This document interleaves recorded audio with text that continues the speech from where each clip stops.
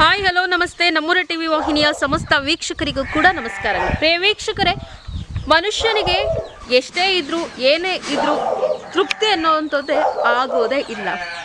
ನಾವು ಏನಾದರೂ ಒಂದು ಸಾಧನೆ ಮಾಡಬೇಕಂತಂದರೆ ಕೆಲವೊಂದಷ್ಟನ್ನು ನಮ್ಮಲ್ಲಿರುವಂತಹ ಆವ ಭಾವ ಅಥವಾ ನಮ್ಮ ಕೆಲವೊಂದಿಷ್ಟು ಗುಣಗಳನ್ನು ತ್ಯಾಗ ಮಾಡಬೇಕಾಗುತ್ತೆ. ಅದೇ ರೀತಿ ಇವತ್ತು ನಾನು ಒಬ್ಬರು ಯುವ ರೈತರ ಪರಿಚಯವನ್ನು ಮಾಡಿಕೊಡ್ತಾ ಇದ್ದೀನಿ. ಇವರು ಪ್ರೊಫೆಷ್ನಲಿ ಬಂದು ಜಿಮ್ಮಲ್ಲಿ ಫಿಟ್ನೆಸ್ ಹೇಳ್ಕೊಡುವಂತಹ ಜಿಮ್ ವರ್ಕರ್ ಆಗಿ ಕೆಲಸ ಮಾಡ್ತಾ ಇರ್ತಾರೆ. ಆದರೆ ಇವತ್ತು ಆ ಒಂದು ಕೆಲಸವನ್ನು ಬಿಟ್ಟು ಒಬ್ಬ ಯುವ ರೈತನಾಗಿ ಎಷ್ಟೋ ಜನ ಯುವ ಜನತೆಗೆ ಮಾದರಿಯಾಗಿ ಹೈನುಗಾರಿಕೆ ಕೃಷಿಯಲ್ಲಿ ಏನಾದರೂ ಸಾಧಿಸಬೇಕು ಎನ್ನುವಂತಹ ನಿಟ್ಟಿನಲ್ಲಿ ಹಸು ಸಾಕಣೆ, ಮೇಕೆ ಸಾಕಣೆ, ಕುರಿ ಸಾಕಣೆ ಜೊತೆಗೆ ಕೃಷಿಯಲ್ಲಿ ತನ್ನದೇ ಆದಂತಹ ರೀತಿಯಲ್ಲಿ ಕೃಷಿಯನ್ನ ಮಾಡಿಕೊಂಡು ಇವತ್ತು ಎಷ್ಟೋ ಜನ ಯುವ ಜನತೆಗೆ ಮಾದರಿಯಾಗಿದ್ದಾರೆ. ಹಾಗಾದರೆ ಬನ್ನಿ, ಅವರು ಯಾರು, ಎಲ್ಲಿರೋದು, ಅವರ ಒಂದು ಹೈನುಗಾರಿಕೆ ಕೃಷಿ ಕ್ಷೇತ್ರದಲ್ಲಿ ಅವ್ರಿಗಿರುವಂಥ ಆಸಕ್ತಿ, ಯಾವ ರೀತಿಯಾಗಿ ಕೃಷಿಯನ್ನು ಮಾಡಿದ್ದಾರೆ, ಯಾವ ರೀತಿ ಹೈನುಗಾರಿಕೆ ಮಾಡ್ತಾರೆ, ಜೊತೆಗೆ ಕುರಿ ಸಾಕಣೆಯಲ್ಲಿ ಯಾವ ರೀತಿ ಲಾಭ ಬರ್ತಿದೆ, ಜೊತೆಗೆ ಕೋಳಿ ಸಾಕಣೆ ಕೂಡ ಮಾಡ್ತಾ ಇದ್ದಾರೆ. ಇವತ್ತಿನ ದಿನಗಳಲ್ಲಿ ನಾಟಿ ಕೋಳಿ ಅನ್ನೋಂಥದ್ದು ಪ್ರತಿಯೊಬ್ಬರ ತಿನ್ನುವಂತಹ ಆಹಾರ ಪ್ರಿಯರ ಅಥವಾ ಆ ಒಂದು ನಾಟಿ ಕೋಳಿ ತಿನ್ನುವಂತಹ ಪ್ರಿಯರ ಒಂದು ಫೇವ್ರೆಟ್ ಫುಡ್ ಆಗಿದೆ ಅಂತಾನೆ. ಹಾಗಾದ್ರೆ ಬನ್ನಿ, ಯಾವ ರೀತಿ ಸಕ್ಸಸ್ ಇದೆ, ಆ ಸಕ್ಸಸ್ನ ಗುಟ್ಟೇನು, ಸಂಪೂರ್ಣ ಮಾಹಿತಿಯನ್ನು ನಾನು ಇವತ್ತು ನಮ್ಮೂರ ಟಿವಿ ವತಿಯಿಂದ ಬಿಟ್ಕೊಡ್ತಾ ಇದ್ದೆ. ಅದಕ್ಕೂ ಮೊದಲು ನೀವಿನ್ನ ನಮ್ಮ ಚಾನಲ್ಗೆ ಸಬ್ಸ್ಕ್ರೈಬರ್ ಆಗಿಲ್ಲ ಅಂತಂದ್ರೆ ಈ ಕೂಡಲೇ ಸಬ್ಸ್ಕ್ರೈಬರ್ ಆಗಿ ಅಂತ ಹೇಳ್ತಾ ಅವರ ಪರಿಚಯವನ್ನ ಮಾಡ್ಕೊಳ್ಳೋಣ. ಸರ್ ನಮಸ್ತೆ. ಸರ್, ಮೊದಲನೇದಾಗಿ ತಮ್ಮ ಪರಿಚಯ ಮಾಡಿಕೊಡಿ ಸರ್. ಬೆಂಗಳೂರಲ್ಲಿ ಇದ್ದಿದ್ದು, ಸ್ವಲ್ಪ ವರ್ಷ ಒಂದಾಯ್ತು, 3 ವರ್ಷ ಆಯ್ತು ನಾನು ಸ್ಟಾರ್ಟ್ ಮಾಡಿ ಈಗ ರೀಸೆಂಟಾಗಿ. ಸರ್, ಮೊದಲನೇದಾಗಿ ಕುರಿ ಸಾಕಣೆ ಬಗ್ಗೆ ಮಾಹಿತಿ ಕೊಡಿ ಸರ್. ಇವತ್ತಿನ ಯಂಗ್ಸ್ಟರ್ಸು ಯಾವುದೋ ಒಂದು ಐ.ಟಿ. ಬಿಟಿನೋ ಅಥವಾ ಯಾವುದೋ ಒಂದು ಜಾಬಲ್ಲಿ ಇರ್ತಾರೆ. ಇತ್ತೀಚೆಗೆ ಈ ಕೊರೋನಾ ಬಂದಮೇಲೆ 5 ವರ್ಷ ಹೈನುಗಾರಿಕೆ ಅಥವಾ ಕೃಷಿ ಕ್ಷೇತ್ರದಲ್ಲಿ ತಮ್ಮದೇ ಆದಂಥ ರೀತಿಯಲ್ಲಿ ಏನಾದರೂ ಸಾಧಿಸಬೇಕು, ತೊಡಗಿಸ್ಕೋಬೇಕು ಅನ್ನೋಂಥ ನಿಟ್ಟಿನಲ್ಲಿ ನಿಮ್ಮಂತಹ ಯಂಗ್ಸ್ಟರ್ಸು ಎಷ್ಟೋ ಜನ ಹೈನುಗಾರಿಕೆಗೆ ಕೃಷಿ ಕ್ಷೇತ್ರಕ್ಕೆ ಬಂದಿದ್ದಾರೆ. ಹಾಗಾಗಿ ನೀವು ಕೂಡ ಇವತ್ತು ಹೈನುಗಾರಿಕೆ ಒಂದು ಕೃಷಿ ಕ್ಷೇತ್ರದಲ್ಲಿ ತಮ್ಮದೇ ಆದಂಥ ರೀತಿಯಲ್ಲಿ ತಮ್ಮನ್ನು ತೊಡಗಿಸ್ಕೊಂಡಿದ್ದೀರಾ. ಮೊದಲನೇದಾಗಿ ಕುರಿ ಬಗ್ಗೆ ಮಾಹಿತಿ ಕೊಡೋದಾದರೆ, ಕುರಿ ಸಾಕಣೆ ಬಗ್ಗೆ ಮಾಹಿತಿ ಕೊಡೋದಾದರೆ ಎಷ್ಟು ವರ್ಷದಿಂದ ಮಾಡ್ತಾ ಇದ್ದೀರಾ, ಯಾವ ರೀತಿ ಮಾಡ್ತಾ ಇದ್ದೀರಾ? ಬೇಸಿಕ್ ಆಗಿ ಕುರಿ ಒಂದೇ ಅಂತ ಇಂಪಾರ್ಟೆನ್ಸ್ ಕೊಡಲ್ಲ, ಮಲ್ಟಿಪಲ್ ನಿಮ್ಗೆ ಹೇಳ್ತೀನಿ. ಹೈನುಗಾರಿಕೆ ಕುರಿ ಮತ್ತು ಕೋಳಿ ಯಾಕೆ ಅಂದರೆ, ಇವಾಗ ನೀವು ಪಾಲಲ್ಲಾಗಿ ತೋಟ ಮಾಡ್ತೀನಿ ಅಂದರೆ ಇವುಗಳದ್ದು ಗೊಬ್ಬರ ಅನ್ನೋದು ಅಷ್ಟೇ ನೆಸೆಸಿಟಿ ಇದೆ. ನೀವು ತೋಟ ಮಾಡಿ ಸುಮ್ಮನೆ ಇವುಗಳು ಗೊಬ್ಬರ ಇಲ್ಲದೆ, ನಾನು ಗೌರ್ಮೆಂಟ್ ಗೊಬ್ಬರ ಅಂತಾರೆ, ಇಲ್ಲ ಆರ್ಟಿಫಿಷಿಯಲ್ ಕೆಮಿಕಲ್ಸ್ ಅಂತಾರೆ, ಅದನ್ನು ಹಾಕಿ ನಾನು ಬೆಳೆಸೋದು ಪಾಯಿಂಟ್ಲೆಸ್. ಈಗ ಎಷ್ಟೋ ಜನಕ್ಕೆ ಅಂದರೆ ಗೊತ್ತಾಗ್ತಿದೆ ಮಣ್ಣು ಫಲವತ್ತತೆ ಹೋಗ್ತಾ ಇರೋದು. ಸೊ ಅದಕ್ಕೋಸ್ಕರ ಪ್ರಾಣಿಗಳು. ಇನ್ನೊಂದೇನೆಂದರೆ, ನಿಮ್ಗೆ ಗಿಡ ಹಾಕಿದ ತಕ್ಷಣ ಬಂದುಬಿಡಲ್ಲ, 6 ಇಯರ್ಸ್ 5 ಇಯರ್ಸ್ ತೊಗೊಳುತ್ತೆ. ಅಲ್ಲಿ ತನಕ ಇನ್ಕಮ್ಗೆ ಏನು ಮಾಡ್ತೀವಿ. ಸೊ ಅದಕ್ಕೆ ಇನ್ನೊಂದು ಕಾರಣನೇ ನಿಮಗೆ ಕುರಿ, ಹಸು ಅಥವಾ ಎಮ್ಮೆ ಮತ್ತು ಕೋಳಿ. ಎಷ್ಟಿದೆ ಸರ್ ಕುರಿ? ಕುರಿ ಇವಾಗ ನನ್ನ ಹತ್ರ 50 ಇದೆ. ಯಾವ ಜಾತಿ ಕುರಿ ಇದೆ ಸರ್? ನಾಟಿ ಜೊತೆ ನಾನು ಎಳ್ಗ ಕ್ರಾಸ್ ಮಾಡ್ತಿರೋದು. ಸೊ ನಾಟಿ ಯಾಕೆ ಮಾಡ್ತಿಲ್ಲ ಅಂದರೆ, ಮುಂಚೆ ಮಾಡಿ ಬಿಟ್ಟಿದ್ದೀನಿ, ವೆಯ್ಟ್ ಬರಲ್ಲ. ಸೊ ಅದೇ ನಿಮ್ಮ ಎಳ್ಗ ಏನಕ್ಕೆ ಸಾಕ್ತಾರೆ ಅಂದರೆ ವೆಯ್ಟ್ ಗೇನ್ ಚೆನ್ನಾಗಿದೆ ಅಂತ. ಸೊ ಅದರದ್ದು ಕ್ರಾಸ್ ಮಾಡಿ ನಾನು ಮರಿ ತೆಗಿತಾ ಇದ್ದೀನಿ ಈಗ. ಸರ್, ಎಷ್ಟು ಕುರಿ ಇದೆ ಸರ್? ಇಲ್ಲಿ ಏನು ನೋಡ್ತಿದ್ದೀರಾ, ಈ ಸೆಟಪ್ಪಲ್ಲಿ 50 ಕುರಿಗಳಿದೆ. ಎಲ್ಲ ಬ್ರೀಡಿಂಗ್ ಸ್ಟಾಕು. ಯಾವುದು ನನ್ನ ಹತ್ರ ಫ್ಯಾಟ್ನಿಂಗ್ ಅಂತ, ಫ್ಯಾಟ್ನಿಂಗ್ ಅನ್ನೋ ಒಂದೇ ಒಂದನ್ನು ನಾನು ಮಾಡ್ತಾ ಇಲ್ಲ, ಬ್ರೀಡಿಂಗ್ ಮಾಡಿ ಫ್ಯಾಟ್ನಿಂಗ್ ಮಾಡ್ತಾ ನನ್ನ ಉದ್ದೇಶ. ಏನು ನೋಡ್ತಿದ್ದೀರಾ ಇಲ್ಲಿ ಕಂಪ್ಲೀಟ್ ನಾಟಿ ಫೀಮೇಲು. ಇಲ್ಲಿ ನೀವೇನು ನಾನು ಹಿಂದೆ ಇದನ್ನು ನೋಡಿ, ಅಲ್ಲಿ ನಿಂತಿದ್ದಾನಲ್ಲ, ಅದು ನಿಮಗೆ ಎಳ್ಗ ಬ್ರೀಡ್. ನಿಮಗೆ ವೆಯ್ಟ್ ಗೇನ್ ಚೆನ್ನಾಗಿ ಅಟೈನ್ ಆಗುತ್ತೆ. ಬಟ್ ಪ್ರಾಬಬ್ಲಿ ನಾಟಿ ನಿಮಗೆ ಒಂದು ಎಕ್ಸಾಂಪಲ್ ಕೊಡೋದಾದರೆ, ಒಂದು 6 ತಿಂಗಳಿಗೆ 30 kg ಬಂದರೆ ಇನ್ನು ಒಂದು 8-10 kg ಜಾಸ್ತಿ ಬರ್ತದೆ ನೋಡಿ. ಎಷ್ಟು ತಿಂಗಳು ಮರಿ ಸರ್ ಇದು? ಇದನ್ನ ಪ್ರಾಬಬ್ಲಿ ಒಂದು 15 ಡೇಸ್ ಆಗಿರ್ಬೋದು, 15-20 ಡೇಸ್ ಒಳಗೆ ಇದೆ, ಏನು ತೀರಾ ಅದಕ್ಕಿಂತ ಜಾಸ್ತಿ ಇಲ್ಲ. ಇದು ಕ್ರಾಸ್ ಬ್ರೀಡ್ ಮಾಡ್ರೆ ನೋಡಿ ಹೆಂಗೆ ಬಂದಿದೆ. ಕ್ರಾಸ್ ಬ್ರೀಡ್ ಎಳ್ಗ ಜೊತೆ. ಅದೇ ನಿಮ್ಮ ನಾಟಿ ಅಂದರೆ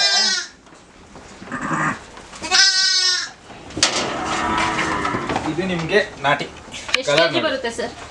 ಪ್ರಾಬಬ್ಲಿ ನಾನು ಟೆಸ್ಟ್ ಮಾಡಿಲ್ಲ. ಫೀಮೇಲ್ ನಾನು ಯೂಶಲ್ ಆಗಿ ನೋಡೋಕೆ ಹೋಗಲ್ಲ, ಯಾಕಂದರೆ ನಾನೇ ರೀಟೈನ್ ಮಾಡ್ತೀನಿ. ಇದು ನಾಟಿ ಜೊತೆ ಕ್ರಾಸ್ ಆಗಿರೋದು ಬೇರೆ ಒಂದು ಬ್ರೀಡ್ ಫೀಮೇಲ್. ಅದು ಫೀಮೇಲೆ. ಎಳ್ಗಾದ ಯೂಶಲ್ ಆಗಿ ಏನು ಸ್ಪೆಷಾಲಿಟಿ ಅಂತಂದರೆ ಬಿಳಿ ವೈಟ್ ಕಲರ್ ಜಾಸ್ತಿ ಬರುತ್ತೆ, ಇಲ್ಲ ಪ್ಯಾಚಸ್ ಕಣ್ಮೇಲೆ, ಇಲ್ಲ ಅದ್ರದ್ದು ಏನು ಜೆನೆಟಿಕ್ಸ್ ಇದೆ ಆ ಥರ ಬರುತ್ತೆ. ಅಲ್ಲಿ ನೋಡ್ತಿದ್ದೀರಾ ನೀವು ವೈಟ್ ಕಲರ್. ನೀವು ಎಡಗ ಕ್ರಾಸಿಂಗ್ ಮಾಡಿಸ್ತಾ ಇರೋದು ಕಾರಣ ಏನು ಸರ್? ಯಾವ ವೆಯ್ಟ್ ಗೇನ್ ಚೆನ್ನಾಗತ್ತೆ ಏನಾಗುತ್ತೆ, ಸಪೋಸ್ ನಿಮಗೆ ಒಂದು ಎಕ್ಸಾಂಪಲ್ ಕೊಡ್ತೀನಿ. ನಾಟಿನಲ್ಲಿ ನಿಮಗೆ ತಿಂಗಳ 5 kg ಬರಲ್ಲ, ಬಟ್ ಎಕ್ಸಾಂಪಲ್ಗೆ 5 kg ಬರುತ್ತೆ ನಾಟಿಲಿ ಅಂತಂದರೆ, ಎಳಗಾನಲ್ಲಿ ನಿಮಗೆ 7-8 kg ಬರುತ್ತೆ. ಸೊ ಅದು ಅಡ್ವಾಂಟೇಜ್ ಅಲ್ಲ ನನಗೆ, ಬಿಸ್ನೆಸ್ ಮಾಡೋರಿಗೆ ಅಡ್ವಾಂಟೇಜು. ಇನ್ನೊಂದು ನಾಟಿನಲ್ಲಿ ತೂಕ ಜಾಸ್ತಿ ಬರಲ್ಲ. ಈಗ ಬೇರೆ ಕಡೆ ನೀವು ನಾರ್ತ್ ಕರ್ನಾಟಕ ಕಡೆ ಹೋದರೆ ಎಳ್ಗ ಸಾಕ್ತಾರೆ, ಇಲ್ಲಾಂದರೆ ಸಿಂಧನೂರು ಸಾಕ್ತಾರೆ. ಏನಕ್ಕೆ ಅಂದರೆ ವೆಯ್ಟ್ ಗೇನ್ ಚೆನ್ನಾಗಿ ಬರುತ್ತೆ, ಮ್ಯಾಕ್ಸಿಮಮ್ ಮಟನ್ ಇರುತ್ತೆ ಅಂತ. ಬಿಸ್ನೆಸ್ ಮಾಡಬೇಕು ಅನ್ನೋಂಥವ್ರು ಹೆಡ್ಗ ಅನ್ನೋಂಥವ್ರು ಪ್ರಿಫರೇಬಲಿ ಇದನ್ನೇ ಅಂತ ನಾನು ಹೇಳಲ್ಲ, ನಾನು ಮಾಡಿದ್ದೆ ಮಾಡಿ ಅಂತ ನಾನು ಹೇಳಲ್ಲ. ನೀವು ಟ್ರೈ ಟೆಸ್ಟ್ ಮಾಡಿ ನಿಮ್ಗೆ ಏನು ರಿಸಲ್ಟ್ ಬರುತ್ತೆ ಅದು ನೀವು ಫುಡ್ ನೋಡೋದು. ಮೇಲೆ ಡಿಪೆಂಡ್ ಆಗಲ್ವಾ ಸರ್? ಈ ಫುಡ್ಡು ಎಲ್ಲ ಕಡೆ ಒಂದೇ. ನಾನು ರಾಗಿ ಹಾಕ್ತೀನಿ ಅಂದರೆ ಬೇರೆಯವ್ರದ್ದು ಅವ್ರ ಲೋಕಲ್ ಏನು ಇರುತ್ತೆ ಅವ್ರದ್ದು ಸ್ಪೆಷಾಲಿಟಿ ಇದ್ದೇ ಇರುತ್ತೆ. ಸ್ಪೆಸಿಫಿಕ್ಕಾಗಿ ಹೇಳ್ತಿಲ್ವಾ, ಫುಡ್ಡಲ್ಲಿ ಮಾಡಿಲ್ಲ, ಜೋಳ ಎಲ್ಲ ಕಡೆ ಸಿಗುತ್ತೆ, ಫೀಡ್ ಎಲ್ಲ ಕಡೆ ಸಿಗುತ್ತೆ. ಬಟ್ ಪಾಯಿಂಟ್ ನಿಮ್ಮ ಅನುಕೂಲ ಹೆಂಗಿದೆ ಅದನ್ನು ನೋಡಿ ನೀವು ಹೋಗ್ಬೇಕಾಗತ್ತೆ ಬ್ರೀಡ್ಗೆ. ಇನ್ನು ನಿಮಗೆ ಹೈಬ್ರಿಡ್ ಹೇಳ್ತಿದ್ದಾರೆ ಇವಾಗ, ಯಾವುದದು ಡಾರ್ಪರ್ ಹೇಳ್ತಾರೆ, ಅದೆಲ್ಲ ನಮಗೆ ಪ್ರಾಬ್ಲಿ ಅವ್ರು ಮಾರ್ಕೆಟ್ ಮಾಡ್ಕೊಳ್ಳೋಕ್ಕೆ ಅಷ್ಟೇ ಅದು ಸೂಕ್ತ ನಾನು ಕೇಳ್ದಂಗೆ. ಯಾಕಂದರೆ ನಾನು ಮೇಕೆ ಸಾಕಿದಾಗ ಹೈಬ್ರಿಡ್ಸ್ ಹಾಕಿದ್ದೆ, ಹೈಬ್ರಿಡ್ ಅನ್ನೋಕ್ಕಾಗಲ್ಲ, ಅಲ್ಲಿ ಇದು ಬೀಟಲ್ಸ್ ಹಾಕಿದ್ದೆ. ಅದು ನನಗೆ KG ಬಂತು ಅಂದರೆ 650 ರೂಪಾಯಿಗೆ ನಾನು ತೊಗೊಂಡಿದ್ದೆ. ಅವಾಗಿನ್ನ ನಾನು ಇನ್ನೂ ಬಿಗಿನರು, ಏನಂತ ಅಂದರೆ ಕ್ರೇಜ್ ಮಾಡಬೇಕು ಅಂತ. ಬಟ್ ನನ್ನ ಜಾಗಕ್ಕೆ ತಂದಾಗ ಕಷ್ಟ ಏನಂತ ಅಂದರೆ ನಮ್ಮ ಲೋಕಲ್ ಜನಕ್ಕೆ ಅದು ನಾಲೆಜ್ ಇಲ್ಲ. ಅವ್ರು ಕೇಳೋ ಮಟನ್ ಪ್ರೈಸ್ ಏನಂತಂದರೆ 200 ರೂಪಾಯಿ, 180 ರೂಪಾಯಿ. ನಾನು 650 ರೂಪಾಯಿ ಕೊಟ್ಬಿಟ್ಟು 180 ರೂಪಾಯಿ ಕೊಟ್ಟರೆ ನನಗೆ ನಷ್ಟನಾ? ಅದು ಪಾಯಿಂಟ್ ಇಲ್ಲ. ಇನ್ನೊಂದೇನಾದ್ರೆ ನಿಮ್ಮ ಲೋಕಲ್ ಮಾರ್ಕೆಟ್ ಏನಿದೆ ತಿಳ್ಕೊಳ್ಳೋಕ್ಕೆ ನೀವು ಫಸ್ಟ್ ನಿಮ್ಮ ಲೋಕಲ್ದು ಸಾಕಬೇಕು. ಆಮೇಲೆ ನೀವು ಮಾರ್ಕೆಟಿಂಗ್ ಮಾಡಿ ಹೆಸರು ಮಾಡಿದ್ರೆ ಆಮೇಲೆ ಹೋಗಿ ಬೇರೆ ಬೇರೆ ಕ್ರಾಸ್ ಬ್ರೀಡ್ ಮಾಡೋಕ್ಕೆ, ಇಲ್ಲಾಂದರೆ ಯಾವ್ದಾದ್ರು ಡಾರ್ಪರ್ ಅಥವಾ ಯಾವುದಾದ್ರು ವೆಯ್ಟ್ ಗೇನ್ ಚೆನ್ನಾಗಿ ಅಟೆಂಡ್ ಆಗುತ್ತೆ, ಶಿರ್ವಾಗಿ ಅಂತಾರೆ ಮೇಕೆನಲ್ಲಿ, ಅವಾಗ ಅಂಥ ಬ್ರೀಡ್ಗೆ ಹೋಗ್ಬಿಟ್ಟು ನೀವು ಮಾಡಿ. ಬಂಡೂರು ಎಲ್ಲ ಕಡೆ ಅಲ್ಲ, ಅದೊಂಥರ ಪ್ರೀಮಿಯಂ ಕಸ್ಟಮರ್ಸ್ ಅದು. ಇವಾಗ ನಮ್ಮ ಕಡೆ ನಾವು ನೋಡ್ಬೇಕಾಗಿರೋದು, ನಿಮ್ಮ ಕಡೆ ಯಾರು ಅಂದರೆ ಹೆಂಗಿಲ್ಲಣ್ಣ, ನಿಮ್ಮ ಇನ್ಕಮ್, ನಿಮ್ಮ ಅಕ್ಕಪಕ್ಕ ಇನ್ಕಮ್ ಸೋರ್ಸ್ ಏನಿರುತ್ತೆ, ಏನು ಅಫೋರ್ಡ್ ಮಾಡೋಕ್ಕಾಗುತ್ತೆ ಅದ್ರ ಬೇಸ್ ಮೇಲೆ ನೀವು ಸಾಕಬೇಕಾಗುತ್ತೆ. ಫೀಮೇಲ್ ಎಷ್ಟಿದೆ ಸರ್? 50 ಇದೆ. 50. ನಾನು ಇಲ್ಲಿ ಬ್ರೀಡ್ ಮಾಡಿ ಆ ಕಡೆ ಸೆಕ್ಷನಲ್ಲಿ ನಾನು ಬರೀ ಫ್ಯಾಟ್ನಿಂಗ್ ಇಟ್ಕೊಳ್ತೀನಿ. ಸೊ ಅದು ನೀವು ಮರಿ ನೋಡ್ತಿರೋದೆಲ್ಲ ಬರೀ ಫ್ಯಾಟ್ನಿಂಗ್ ಇದೆ ಆಲ್ಮೋಸ್ಟ್. ನ್ಯಾಚುರಲ್ ಫುಡ್ ಕೊಡ್ತೀರಾ ಸರ್ ಅಥವಾ ಏನಾದರೂ ಬರೀ ಒಳಗಡೆನೆ? ಫೀಮೇಲ್ ಬಂದು ಬೇಸಿಕ್ಕಾಗಿ ಮೇಯ ಕಾಚೆ ಹೊಟ್ಟೋಗುತ್ತೆ, ಅಕ್ಕಪಕ್ಕ ಜಮೀನಿದ್ದಾವೆ, ಸೊ ಅಲ್ಲಿ ಹೋಗಿ ಮೇಯ್ಕೊಂಡು ಬರ್ತವೆ. ಇವುಗಳೇನಿದಾವಲ್ಲ ಮರಿಗಳು, ಅವನ್ನ ನಾನು ಸ್ಪೆಷಲ್ ಫುಡ್ ಅಂತೀರ, ರಾಗಿ, ಹುರುಳಿ, ಮತ್ತು ಜೋಳ, ಹಿಂಡಿ, ಅಕ್ಸೆ ಇಂಥವನ್ನ ಕೊಟ್ಟು ನಾನು ಆ ಕಂಪಾರ್ಟ್ಮೆಂಟಲ್ಲಿ ಡಿವೈಡ್ ಮಾಡ್ಕೊಂಡು ನಾನು ಸಾಕೊಳ್ತೀನಿ ಈಸಿಯಾಗಿ. ಸರ್, ಈಗ ನಿಮ್ಮ ಥರನೇ ಹೊಸದಾಗಿ ಏನೋ ಒಂದು ಹೈನುಗಾರಿಕೆ ಅಥವಾ ಕೃಷಿಲಿ ಮಾಡಬೇಕು ಅಂತ ಹೇಳಿ ಯಂಗ್ಸ್ಟರ್ಸ್ ಬರ್ತಾ ಇದ್ದಾರೆ ಸರ್.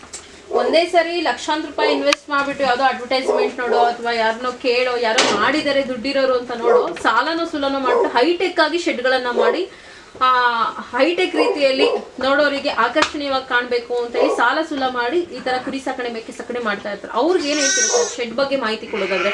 ನಿಮ್ದು ಯಾವ ರೀತಿ ಸ್ಟಾರ್ಟ್ ಆಯ್ತು, ಯಾವ ರೀತಿ ಅನುಭವ ಇದೆ ನಿಮ್ಗೆ ಇದ್ರ ಬಗ್ಗೆ? ಇವಾಗ ನೀವೇನ್ ಮಾಡ್ತಿದ್ದೀರಾ, ಆ ವಿಡಿಯೋನಲ್ಲಿ ಕುರಿ, ಕೋಳಿ, ಹಸು ಎಲ್ಲ ಬರುತ್ತೆ, ಹಂಗಂತ ಎಲ್ಲರೂ ಅದನ್ನೇ ಮಾಡ್ಬೇಕಂತ ಇಲ್ಲ. ಯಾಕೆಂದ್ರೆ ನನಗೊಂದು ಅಡ್ವಾಂಟೇಜ್ ಇದೆ, ನನಗೆ ಫಿಟ್ನೆಸ್ ಬ್ಯಾಕ್ಗ್ರೌಂಡ್ ಇರೋ ಕಾರಣ ನನಗೆ ಈ ನ್ಯೂಟ್ರಿಷನ್ದು ಒಂದು ಸ್ವಲ್ಪ ಬೇಸಿಕ್ ಆಗಿ ನಂಗೆ ಚೆನ್ನಾಗಿ ಗೊತ್ತು. ಈ ಪ್ರೋಟೀನ್ ಕಾರ್ಬೋಹೈಡ್ರೇಟ್ ಹೆಂಗೆ ಕಾಸ್ಟ್ ಕಟ್ ಮಾಡೋದು ಏನು ಅನ್ನೋದು. ಸೊ ಇನ್ನೊಂದೇನೆಂದರೆ ನಾನು ಮಾಡಿದೆ ಅಂತ ಅದನ್ನ ಎಲ್ಲರೂ ಮಾಡಬೇಡಿ. ಯಾಕೆಂದರೆ ಕೆಲವ್ರಿಗೆ ಲೇಬರ್ ಸಪೋರ್ಟ್ ಇದ್ದರೆ ಅದನ್ನು ಮಾಡ್ಬೋದು, ನನಗೆ ಲೇಬರ್ ಸಪೋರ್ಟ್ ಜಾಸ್ತಿ ಇಲ್ಲ. ನನಗೆ ವಯಸ್ಸಲ್ಲಿದ್ದೀನಿ, ಅದಕ್ಕೋಸ್ಕರ ನಾನು ಹ್ಯಾಂಡಲ್ ಮಾಡ್ಬೋದು ಸ್ಟ್ರೆಸ್ನ, ನಾನು ತೊಗೊಂಡು ಮಾಡ್ತೀನಿ. ಅದು ಪ್ರಾಬಬ್ಲಿ ಫ್ಯೂ ಇಯರ್ಸ್, ಒಂದು 10-15 ಇಯರ್ಸ್ ಅದಾದಮೇಲೆ ನನ್ನ ರಿಟೈರ್ಮೆಂಟ್ ಪ್ಲ್ಯಾನ್ ಇದರಲ್ಲಿ. ಎಲ್ಲರೂ ಬೇರೆದ್ರಲ್ಲಿ ರಿಟೈರ್ಮೆಂಟ್ ಪ್ಲ್ಯಾನ್ ತೊಗೊಂಡು ಇದಕ್ಕೆ ಬರ್ತಾರೆ. ಸೊ ನಾನು ಇದರಲ್ಲಿ ಒಂದಿಷ್ಟು ವರ್ಷ ಮಾಡೋಷ್ಟು ಮಾಡಿ, ಯಾಕೆಂದರೆ ಕುರಿ ಕಮಿಟ್ಮೆಂಟ್ ತೀರಾ ಅಲ್ಲ, ಬಟ್ ಹಸು ಬಂತು, ಎಮ್ಮೆ ಬಂತು ಅಂದರೆ ಕಮಿಟ್ಮೆಂಟ್ ಕೊಡಬೇಕು. ಅದು ನೀವು ವಯಸ್ಸಾಗ್ತಾ ಮಾಡೋದು ತುಂಬ ಕಷ್ಟ. ಇನ್ನು ಕೋಳಿ ಈಸಿ, ಕುರಿನೂ ಈಸಿ, ಬೇಕಾದ್ರೆ ಇವೆರಡು ನೀವು ಮಾಡ್ಬೋದು. ಜನ ಇಲ್ಲ ಅಂದ್ರೂ ಯಾರೋ ಬೇರೆಯವ್ರಿಗೆ ಹೇಳಿದ್ರು ಫುಡ್ ಹಾಕ್ತಾರೆ. ಬಟ್ ಹಸುದು ಹಂಗಲ್ಲ, ಫುಡ್ ಹಾಕ್ತಾರೆ, ಹಾಲು ಕರಿಯೋದು ಯಾರು? ಆ ಕಮಿಟ್ಮೆಂಟ್ಗೋಸ್ಕರ ಎಲ್ಲೂ ಹೋಗೋಕ್ಕಾಗಲ್ಲ. ಶೆಡ್ ಬಗ್ಗೆ ಮಾಹಿತಿ ಕೊಡೋದಾದ್ರೆ ಸರ್, ನಾನು ಇನಿಷಿಯಲ್ ಆಗಿ ಸ್ಟಾರ್ಟ್ ಮಾಡಿದಾಗ ಗ್ರೌಂಡ್ ಲೆವೆಲಿಂದನೇ ಮಾಡಿದ್ದು, ಯಾವುದೂ ಅರ್ಥ ಅಂತ ಮಾಡಿಸ್ಲಿಲ್ಲ. ಫಸ್ಟ್ ಆಗು ಹೋಗುಗಳ ಕತೆ ನೋಡಿದೆ, ಸರಿ ಆಯಿತು ಇದು ಪುಷ್ ಮಾಡ್ಬೋದು, ಹೌದು ನನ್ನ ಕೈಲಾಗುತ್ತೆ ಅಂದರೆ ನಾನು ಪುಷ್ ಮಾಡಿರೋದು. ಅದು ಗ್ರೌಂಡ್ ಲೆವೆಲ್ ಸ್ಟಾರ್ಟ್ ಮಾಡಿ ಇವಾಗ ನೀವೇನು ನೋಡ್ತಿದ್ದೀರಾ ಅಟ್ಟಕ್ಕೆ ಬಂದಿರೋದು. ಅಗೇನ್ ಇದರಲ್ಲೂ ನಿಮ್ಗೆ 2 ಆಪ್ಷನ್ ಇದೆ. ಇವಾಗ ಇಲ್ಲೇನು ನೋಡ್ತಿದ್ದೀರಾ ವುಡನ್ ರೀಪರ್ಸ್ ಮತ್ತು ಸ್ಲೇಟ್. ಯಾವುದಕ್ಕೆ ಹೋಗಬೇಕು ಅಂತ ಅಂದರೆ, ನಿಮ್ಮ ಹತ್ರ ದುಡ್ಡು ಇಲ್ಲ ಅಂದರೆ ಬೆಟರ್ ನೀವು ವುಡ್ಗೆ ಹೋಗಿ. ಬಟ್ ವುಡ್ಗೆ ಹೋದರೆ ಲೈನಿಂಗ್ ಅಂತ ಮಾಡ್ತಾರೆ, ವುಡ್ನ ಸ್ಟ್ರೈಟ್ ಮಾಡ್ತಾರೆ. ನೀವು ಇಲ್ಲಿ ನೋಡ್ತಿದ್ದೀರಾ ಎಷ್ಟೋ ಕಡೆ ಬ್ಲಾಕ್ ಆಗಿದೆ. ಇದು ನಾನು ಅಲ್ಲೇನೋ 10,000 ರೂಪಾಯಿ ಅವಾಗ ಉಳ್ಸಕ್ಕೆ ಹೋಗ್ಬಿಟ್ಟು ಕತೆ ಹಿಂಗಾಗಿರೋದು ಇದು. ಬಟ್ ಇದೇ ಲೈನಿಂಗ್ ಅಂತ ಮಾಡಿದಿದ್ರೆ ನಿಮಗೆ ವುಡ್ ಕಟ್ ಮಾಡಿದಾಗ ಸ್ಟ್ರೈಟ್ ಬರಲ್ಲ, ಕ್ರಾಸ್ ಬರುತ್ತೆ. ಅದರಿಂದ ಜಾಯಿನ್ ಮಾಡ್ಬೇಕಾದ್ರೆ ಪ್ರಾಬ್ಲಿ ಅದು ನಿಮ್ಗೆ ಈ ಥರ ಕಚ್ಕೊಳ್ಳುತ್ತೆ. ನೀವು ಇಕ್ಕೆಗಳು ನೋಡ್ತಾ ಇದ್ದೀರಾ, ಲೈನಿಂಗ್ ಮಾಡಿಸಿದ್ರೆ ನಿಮ್ಗೆ ಕ್ಲೀನ್ ಸ್ಟ್ರೈಟ್ ಬರುತ್ತೆ. ಬಟ್ ಅದು ಲಾಂಗ್ ಲಾಸ್ಟಿಂಗ್, ಅದು ಪರವಾಗಿಲ್ಲ. ಬಟ್ ಅದು ಬಿಟ್ಟು ನಾನು ಇನ್ನೂ ಚೆನ್ನಾಗಿರೋದಕ್ಕೆ ಹೋಗ್ತೀನಿ ಅಂದರೆ ಸ್ಲೇಟ್ಸ್ಗೆ ಹೋಗ್ಬೋದು, ಫಿನಾನ್ಷಿಯಲಿ ಚೆನ್ನಾಗಿರೋ ಹೋಗಿ, ಇಲ್ಲ ಅಂದರೆ ಪ್ರಾಬ್ಲಿ ವುಡ್ಗೆ ಹೋಗಿ, ತೊಂದರೆ ಇಲ್ಲ. ಹೊಸದಾಗಿ ಇಂಥರ ಯಂಗ್ಸ್ಟರ್ಸ್ ಏನಾದರೂ ಮಾಡ್ಬೇಕು ಅಂದ್ಕೊಂಡಿರೋರಿಗೆ ಏನು ಕಿವಿ ಮಾತು ಕೊಡ್ತೀರಾ ಸರ್ ಈ ಒಂದು ಕುರಿ ಸಾಕಣೆ ಬಗ್ಗೆ ಮಾಹಿತಿ ಕೊಡೋದಾದ್ರೆ? ಫಸ್ಟ್ ಯಾವ್ದಾದ್ರು ಅಗ್ರಿಕಲ್ಚರ್ ಪಾರ್ಟ್ ತೊಗೊಳ್ಳಿ. ಫಸ್ಟು ಬೇಸಿಕ್ ಏನು ನಿಮ್ಗೆ ಅದು ಗೊತ್ತೇ ಇಲ್ಲ ಅಂತ ಅಂದರೆ ಥಿಯರಿ ತಿಳ್ಕೊಳ್ಳಿ. ಥಿಯರಿ ತಿಳ್ಕೊಂಡಾದ್ಮೇಲೆ ಒಂದಿಷ್ಟು ಬೇರೆ ಬೇರೆ ಭಾಗದ ಕಡೆ ಓಡಾಡಿಕೊಂಡು ಏನು ತೋಟ ಮಾಡಿದ್ದಾರೆ, ಯಾಕೆ ಮಾಡಿದ್ದಾರೆ, ಅವ್ರ ತೋಟಕ್ಕೂ ಇವ್ರ ತೋಟಕ್ಕೂ ಡಿಫ್ರೆನ್ಸ್ ಏನು, ನಾನು ಏನು ಮಾಡ್ತೀನಿ, ನನ್ನ ಮಾರ್ಕೆಟ್ ಯಾವುದು, ಸ್ಪೆಸಿಫಿಕ್ಕಾಗಿ ಇವಾಗ ಹೆಂಗಿದೆ ಕಂಡೀಷನ್ ಅಂತಂದರೆ ನೀವು ಮಾಡೋದು ಇದರಲ್ಲಿ ಇಂಪಾರ್ಟೆಂಟ್ ಮಾರ್ಕೆಟಿಂಗ್. ನೀವು ಏನೇನೋ ಬೆಳೆದಿದ ತಕ್ಷಣ ಮಾರ್ಕೆಟ್ ಮಾಡ್ಕೊಳ್ಳೋಕ್ಕಾಗಲ್ಲ. ಇವಾಗ ನನ್ನ ಪಾಯಿಂಟಿಂದ ತೊಗೊಳ್ಳೋದಾದರೆ ನಾನು ಇಲ್ಲ ಪ್ಲೇಸ್ ಮಾಡಿರೋದೆಲ್ಲ ಏನೇನಿದೆ ನಾನು ಡೈರೆಕ್ಟ್ ಮಾರ್ಕೆಟಿಂಗ್ ಮಾಡ್ಕೊಳ್ತೀನಿ ಅನ್ನೋ ತಾಕತ್ತಿಂದ ನಾನು ಇದನ್ನು ತೊಗೊಂಡಿದ್ದೀನಿ. ಇವಾಗ ಪಕ್ಕದಲ್ಲಿರೋರು ಏನೋ ಅದೇ ಅಡಿಕೆನೇ ಬೆಳೆದ್ರು ಅಂದ್ಬಿಟ್ಟು ನಾನು 4 ಎಕರೆ ಅಡಿಕೆ ಹಾಕಿಲ್ಲ, ಇಲ್ಲ ಅವ್ರು ತೆಂಗು ಬೆಳೆದ್ರು ಅಂತ ನಾನು 4 ಎಕರೆ ತೆಂಗು ಹಾಕಿಲ್ಲ. ಸೊ ಸ್ಪೆಸಿಫಿಕ್ಕಾಗಿ ನಿಮ್ಮ ಮಾರ್ಕೆಟ್ ಮಾಡ್ಕೊಳ್ಳೋದು ಏನು ಕೆಪಾಸಿಟಿ ಇದೆ ಅದನ್ನು ಹಾಕ್ಕೊಳ್ಳೋ ಪ್ರಿಫರೆನ್ಸ್ ನೀವು ನೋಡಿ. ಅದಾದಮೇಲೆ ಆಲ್ಮೋಸ್ಟ್ ಫಾರ್ಮ್ ಟೂರ್ಗಳು ಮಾಡಿ ಜಾಸ್ತಿ, ಅವ್ರದ್ದು ಏನು ಡಿಫ್ರೆನ್ಸ್ ಅನ್ನೋದನ್ನ ನೀವು ಅನಲೈಸ್ ಮಾಡ್ಕೊಳ್ಳಿ ಓವರ್ ಎ ಪೀರಿಯಡ್. ನಿಮ್ಮದ್ರಲ್ಲೂ ಹೋಗುತ್ತೆ, ನೀವು ಹಾಕಿದ ತಕ್ಷಣ ಪಾಸ್ ಆದ್ರಿ ಅಂತಲ್ಲ, ನಿಮ್ಮದ್ರಲ್ಲೂ ಹೋಗೋಗಳು ಬರುತ್ತೆ. ಯಾಕೆ ಅದು ಏನು ತಿಳ್ಕೊಂಡು, ಯಾಕೆಂದರೆ ನಾನು ಇನಿಷಿಯಲ್ ಆಗಿ ಸ್ಟಾರ್ಟ್ ಮಾಡಿ ಇವಾಗ ನನಗೆ 3 to 4 years ಆಯಿತು. ಸೊ ನನಗೆ ಸೆಟ್ಲ್ ಆಗೋಕ್ಕೆ ಇಷ್ಟು ವರ್ಷ ತೊಗೊಂಡಿದ್ದೆ, ಯಾಕೆಂದರೆ ಇನ್ವೆಸ್ಟ್ಮೆಂಟ್ ತುಂಬ ತೊಗೊಂಡಿದ್ದೆ, ಕಡಿಮೆ ಇನ್ವೆಸ್ಟ್ಮೆಂಟ್ ಅಲ್ಲ. ಸೊ ಫಸ್ಟಾಗಿ ಸ್ಟಾರ್ಟ್ ಮಾಡೋರು ತಿಳ್ಕೊಳ್ಳಿ, ತುಂಬ ತಿಳ್ಕೊಳ್ಳೋದಿದೆ ಒಂದೇ ಸರಿ ಇನ್ವೆಸ್ಟ್ಮೆಂಟ್ ಮಾಡೋದಕ್ಕಿಂತ.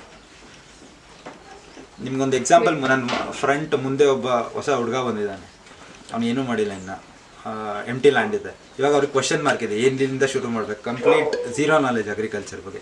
ಇವಾಗ ಹೆಂಗೆ ಆಗುತ್ತೆ, ಅಕ್ಕಪಕ್ಕದ ಜನ ಇಲ್ಲ ಊರವರು ಅವರು ಇವರು ಬೇರೆ ಬೇರೆ ಥರ ಐಡಿಯಾಸ್ ಕೊಡ್ತಾರೆ. ಈಗ ಅವ್ರಿಗೆ ಕನ್ಫ್ಯೂಷನ್ ಇರುತ್ತೆ ಏನು ಮಾಡಬೇಕು ಅಂತ. ಬೇರೆಯವ್ರ ಐಡಿಯಾಸ್ ನಿಮ್ಮದ್ರಲ್ಲಿ ಇಂಪ್ಲಿಮೆಂಟ್ ಮಾಡ್ಕೊಂಡು ನೀವು ಉದ್ದಾರ ಆಗ್ತೀರಾ, ಇಲ್ಲ ನಿಮ್ಮ ಐಡಿಯಾಸ್ ನೀವು ಹಾಕ್ಕೊಂಡು ಮುಂದೆ ಬರ್ತೀರಾ. ಇವಾಗ ಅವ್ರದ್ರಲ್ಲಿ ನಿಮ್ಗೆ ಅದು ಕ್ಲಾರಿಟಿ ಸಿಗೋದು. ಎಷ್ಟು ವರ್ಷದ್ದು ಸರ್ ಇದೆಲ್ಲ ಕುರಿ? ಇವೆಲ್ಲ ಆಲ್ಮೋಸ್ಟ್ ನಿಮಗೆ ವರ್ಷ ಅನ್ನೋದಕ್ಕಿಂತ ಟೀತ್ ಬೇಸ್ ಮೇಲೆ ಇವನ್ನ ಗೇಜ್ ಮಾಡ್ತಾರೆ. 2 ಹಲ್ಲು, 4 ಹಲ್ಲು, 6 ಹಲ್ಲು ಅವುಗಳ ಮೇಲೆ ವಯಸ್ಸು. 2 ಹಲ್ಲು 1 ವರ್ಷ ಆಗಿದೆ, 4 ಹಲ್ಲು 2 ವರ್ಷ ಆಗಿದೆ, 6 ಹಲ್ಲು 3 ವರ್ಷ ಆಗಿದೆ. ಸೊ ಹಂಗೆ ಹೋಗುತ್ತದು ಕಡೆ ಕಡೆ ಅಂತಾರೆ. ಮೆಡಿಸಿನ್ಸ್ ಏನಾದರೂ ಕೊಡ್ತಾ ಇದ್ದೀರಾ ಸರ್? ಇಲ್ಲ, ಯೂಶಲ್ ಆಗಿ PPR ET ಮಾಡಿಸ್ಬೇಕು ಮತ್ತು FMD ಮಾಡಿಸ್ಬೇಕು, ಅದು ರೆಗ್ಯುಲರ್ ಬೇಸಿಸಲ್ಲಿರುತ್ತೆ. ಸೊ ಅದು ನೀವು ವ್ಯಾಕ್ಸಿನೇಷನ್ ಮಾಡಿಸ್ಬೇಕಾದ್ರೆ ಏನಾದ್ರು ಜ್ಞಾಪಕ ಇಟ್ಕೊಬೇಕಂದ್ರೆ ಹಿಂಗಾರು ಮುಂಗಾರು ಅಂತ ಜ್ಞಾಪಕ ಇಟ್ಕೊಳ್ಳಿ, ನಿಮ್ಗೆ ಈಸಿ ಆಗುತ್ತೆ. ರ್ಯಾಂಡಮ್ ಆಗಿ ಯಾವಾಗಲೂ ಮಾಡಿಸಿದ್ರೆ ಅದಲ್ಲ. 6 ತಿಂಗಳಿಗೆ ಒಂದ್ಸರಿ ಅದೇ ಹಿಂಗಾರು, ಒಂದು ಮಳೆ ಸ್ಟಾರ್ಟ್ ಆಗೋಕ್ಕಿಂತ ಮುಂಚೆ ಮಳೆ ಇವಾಗ ಡಿಸೆಂಬರಲ್ಲಿ ಏನು ಬರುತ್ತೆ ಅದೊಂದು, ಮತ್ತು ಮುಂಗಾರು. ಅವಾಗ ನಿಮಗೆ ವ್ಯಾಕ್ಸಿನೇಷನ್ ಮಾಡಿಸೋ ಒಂದು ಟೈಮ್ ಲೈನ್ ಮರ್ತೋಗಲ್ಲ, ನಿಮ್ಗೆ ಈಸಿಯಾಗಿ ಗೊತ್ತಾಗುತ್ತೆ. ಸೊ ಅಬ್ವಿಯಸ್ಲಿ ಬೇಸಿಕ್ ವ್ಯಾಕ್ಸಿನೇಷನ್ ಅಂತೂ ಇದೆ, ಅದು ಬಿಟ್ಟರೆ ಇನ್ನೇನು ಎಕ್ಸ್ಟ್ರಾ ಮೆಡಿಸಿನ್ ಅಂತ ಇಲ್ಲ. ನಿಮ್ಮ ಫ್ಯಾಟ್ನಿಂಗಲ್ಲಿ ಅದು ಗ್ರೋತ್ ಬರೋಕ್ಕೋಸ್ಕರನೇ ನಿಮಗೆ ಎಷ್ಟು ಸ್ಟ್ರೆಸ್ ಕೊಟ್ಟು ಕಂಪ್ಲೀಟ್ ಲಿವರ್ ಅದು ಇದು. ನಾನು ಆ ಥರ ಇಲ್ಲ, ಯೂಸ್ ಮಾಡ್ತೀನಿ, ಬಟ್ ಹೆವಿ ಇದರಲ್ಲಿ ಕ್ವಾಂಟಿಟಿಲೆಲ್ಲ ಯೂಸ್ ಮಾಡೋದು, ಬೇಸಿಕ್ ಅಷ್ಟೇ.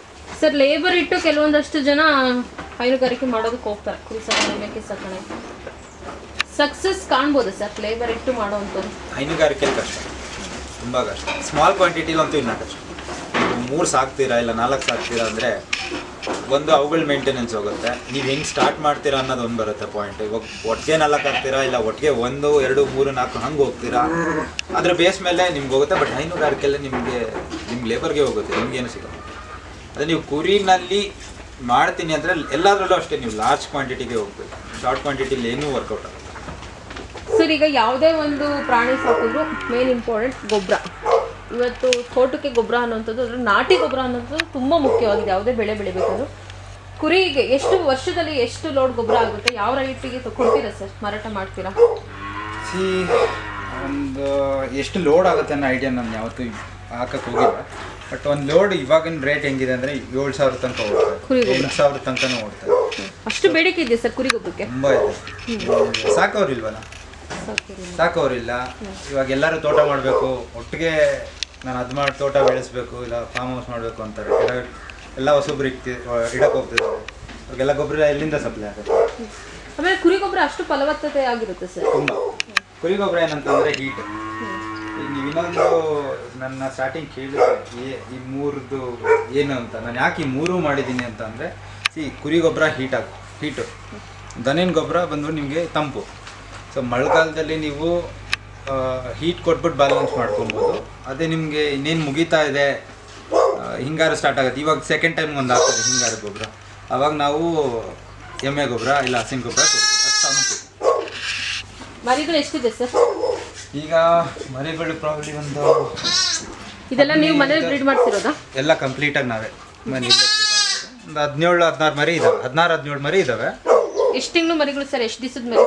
ಇಲ್ಲೆಲ್ಲ ಇರೋದೆಲ್ಲ ಪ್ರಾಬ್ಲಿ 3 ಮಂತ್ಸ್ ಆಗಿದೆ. 3 ತಿಂಗಳು. ಇದೆಲ್ಲ 3 ತಿಂಗಳು, ಎಲ್ಲ ಮೇಲ್ ಸ್ಟಾಕು. ಇವೆಲ್ಲ ಇನ್ನೂ ಚಿಕ್ಕಿದಾವೆ. ಒಂದು 15 ದಿವಸದಿದೆ, 20 ದಿವಸದಿದೆ, ಒಂದು ತಿಂಗಳು ಆಜು ಬಾಜು. ಮೆಡಿಸಿನ್ಸ್ ಏನಾದರೂ ಕೊಡ್ತಾ ಇದ್ದೀರಾ ಸರ್ ಮರಿಗೆ ಬೇಗ ಡೆವಲಪ್ ಆಗಲಿ ಅಂತ? ಇಲ್ಲ, ಮೆಡಿಸಿನ್ಸ್ ಆ ಥರ ಕೊಡ್ತಿಲ್ಲ. ಏನು ಹೇಳ್ತಾರೆ, ಅಷ್ಟು ಎಕ್ಸ್ಟ್ರೀಮ್ ಲೆವೆಲ್ ಮೆಡಿಸಿನ್ಸ್ ಎಲ್ಲ ಆಗಲ್ಲ. ಇವಾಗ ಕೆಲವರು ಸಿಂಧನೂರ್ಸ್ ಆಗ್ತಿದ್ದಾರೆ, ಅವರೆಲ್ಲ ಮೆಡಿಸಿನ್ಸ್ ಕೊಡ್ತಿದ್ದಾರೆ ಅಂತ ಅಲ್ಲ, ಬಟ್ ಬಾಡಿನ ಸ್ವಲ್ಪ ಬೇಗ ಪ್ರೋಸೆಸ್ ಆಗೋಕ್ಕೋಸ್ಕರ ಅವ್ರಿಗೆ ಕೆಲವರು ಸಪ್ಲಿಮೆಂಟ್ಸ್ ಯೂಸ್ ಮಾಡ್ತಿದ್ದಾರೆ. ನಾನು ಅಷ್ಟೊಂದು ಎಕ್ಸ್ಟ್ರೀಮ್ ಆಗಿ ಯೂಸ್ ಮಾಡ್ತಿಲ್ಲ, ಬಟ್ ಯೂಸ್ ಮಾಡ್ತೀವಿ, ಬಟ್ ಎಕ್ಸ್ಟ್ರೀಮ್ ಅಲ್ಲ, ತುಂಬ ಲೈಟಲ್ಲಿರುತ್ತೆ.